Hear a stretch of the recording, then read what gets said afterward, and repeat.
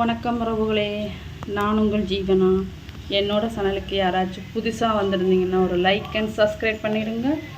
இன்றைக்கி இந்த வீடியோவில் வந்து எதை பற்றி பார்க்க போகிறீங்கடா, சூப்பரான ஒரு எறா ஃப்ரைட் ரைஸ் தான். உண்மையாகவே அவ்வளோ அருமையாக உதிரியாக வரும். ஸ்கூலுக்கெல்லாம் லஞ்சுக்கு கட்டி கொடுத்து விடுங்க. பசங்க ரொம்பவுமே விரும்பி சாப்பிடுவாங்க. இப்போ வாங்க நம்ம வீடியோக்குள்ளே போகலாம். எப்படி செய்கிறதுன்னு சொல்லி ஸ்டெப் பை ஸ்டெப்பாக. எறா வந்து வறுக்கிறதுக்கு நான் வந்து எறாவுக்கு வந்து தேவையான அளவு இஞ்சி பூண்டு பேஸ்ட் போட்டுக்கலாம்.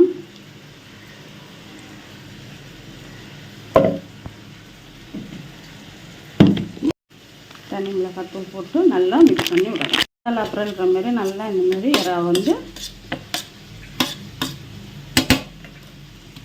கை வச்சு செஞ்சு விட்டோம். இந்த ரைஸுக்கு ஊறட்டும். நல்லா நம்ம இதில் தான் வறுத்து தான் ரைஸ் எடுக்க போகிறோம். இப்போ இது நல்லா ஊறட்டும். இப்போ நம்ம ஃப்ரைட் ரைஸுக்கு எறா வந்து வறுக்கிறதுக்கு கடாய் வச்சாச்சு. தேவையான எண்ணெய் ஊற்றியாச்சு. எண்ணெய் சூடாகட்டும். இது வந்து 2 பேருக்கு செய்கிற ஃப்ரைட் ரைஸோட அளவு தான். இப்போ இந்த எறா வந்து நம்ம எண்ணெயில் போட்டுக்கலாம். முன்னாடியே நம்ம மசாலா போட்டு ஊற வச்சு அதில் ஊறும். அப்போ அந்த டேஸ்ட்டு டஸ்ட்டாக நல்லாயிருக்கும். நீங்கள் எறா வறுக்கும் போது சின்ன சின்னதாக கட் பண்ணி மசாலாவில் ஊற வச்சு நல்லாவே போதும்.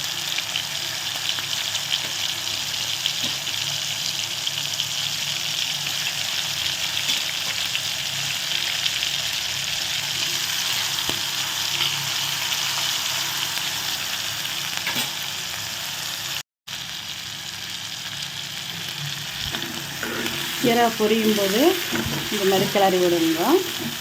இப்போ இதில் வந்து நம்ம தம்பையில் போட்டுக்கலாம். சூப்பராக இருக்கும் வாசனைக்கு. கருவேப்பிலை, ஒரு பச்சை மிளகாயை பொடியாக நறுக்கி இருக்கேன். ஏன்னா ஆல்ரெடி மிளகாய் அதில் இருக்கிறபடியும் ஒரு வெங்காயம்,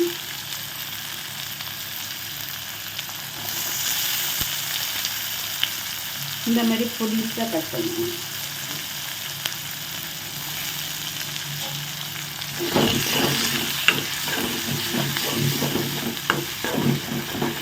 இந்த இஞ்சி பூண்டு பேஸ்ட்லாம் பாருங்கள், நமக்கு விட்டுட்டோம்னா அடி பிடிச்சிடும். அதனால் ஸோ இது கூட கட் பண்ணி வச்சுருக்க கேரட்டு, பீன்ஸு, உங்களுக்கு என்னென்ன காய்கறி தேவையோ நீங்கள் அதை போட்டுக்கோங்க. கேப்சிகம், கோஸ் இருந்தால் கூட நீங்கள் போட்டுக்கலாம். நான் கேரட், பீன்ஸ் மட்டும்தான் போட்டிருக்கேன். இது நல்லா வேகட்டும்.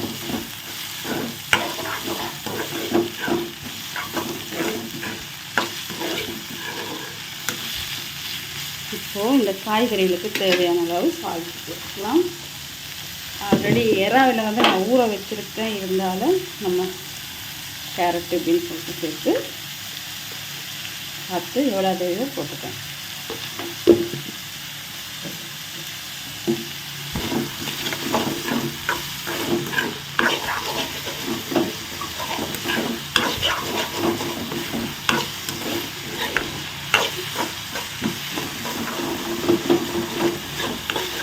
அந்த எறாவில் இருந்த மசாலா வந்து அடி பிடிச்சிடும். அதை அப்படியே விட்டுட்டோம்னா அடிப்பு கருகி நமக்கு டேஸ்ட் நல்லா இருக்காது. இந்த மாதிரி கிளறும்போது அதே இது பண்ணிங்கன்னா அதுக்கு தான் நம்ம வந்து அடிக்கனமான பாத்திரத்தில் வந்து இந்த ரைஸ் பண்ணணும்.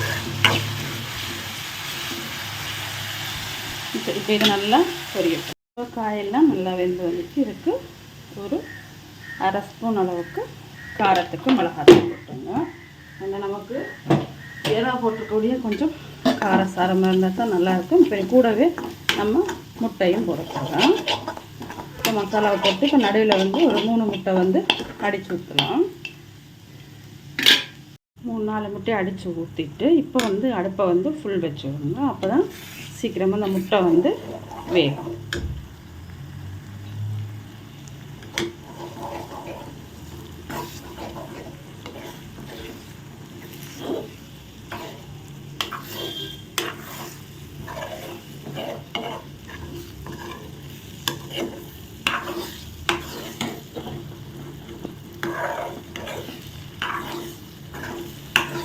அடுப்பை ஃபுல்லாக வச்சு கையில் வச்சு நல்லா இந்த மாதிரி பொறுமையாக கிளறணும். அப்போ தான் அடி பிடிக்காமல் முட்டை வந்து உதிரியாக வரும்.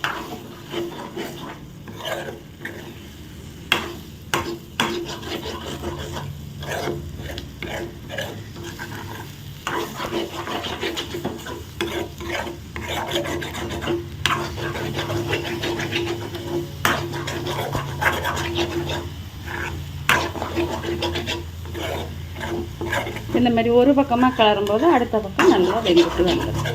நம்ம ஃபுல்லாக நடுவில் வச்சு இந்த பக்கம் என்ன பண்ணுறோமா, அப்போ அந்த பக்கம் நல்லா வருது. நம்ம இப்போ மறுபடியும் அந்த பக்கம் வருது. இப்போ பார்த்தீங்கன்னா நல்லா முட்டை வந்து உதிரியாக வந்துடுச்சு. இந்த மாதிரி டைமில் வந்து நீங்கள் சால்ட்டு செக் பண்ணிக்கோங்க. செக் பண்ணிவிட்டு நம்ம ஆல்ரெடி சாப்பாடு வடித்து ஆற வச்சுருக்கோம், அதை வந்து இதில் போட்டு கிளற வேண்டியதான்.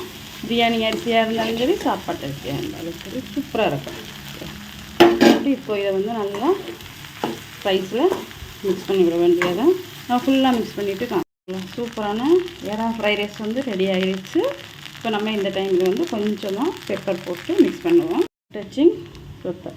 நான் சோயா சாஸ் எதுவுமே ஊற்றலை.